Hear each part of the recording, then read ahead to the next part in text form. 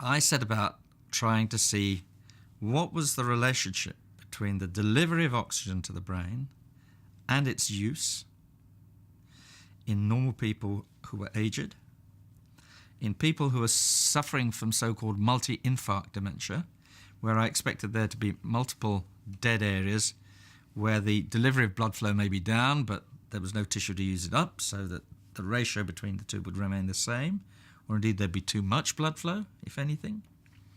And senile dementia, as it was then called, which the hypotheses were, or the two hypotheses which were to be tested, was one, that there was not enough blood flow and that the blood flow was dragging the metabolism down, and the other was that the brain was dying and the blood flow was just keeping up with what was left. And there were two important results. One was that where there were obvious infarcts there, yes, the blood flow was down, but the metabolism was down as well, so it was matched. In the normals, blood flow and metabolism were completely matched.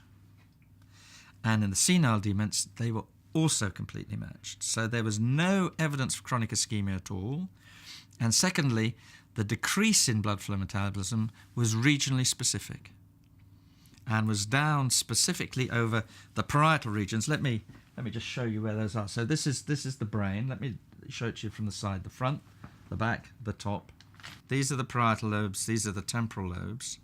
This is the bit the boxer tries to hit so that the brain twists and the boxer falls unconscious. That's the top of the brain there. You can see the central fissure. That's the back, which is the bit you see with, and that's the frontal lobes.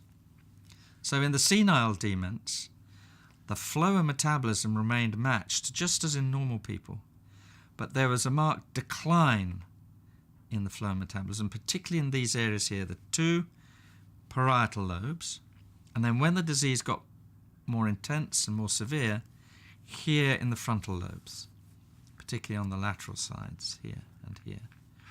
That pattern of decline of metabolism, which was reflecting the underlying degeneration, became the signature, the metabolic signature for senile dementia, or as we call it now, Alzheimer's disease.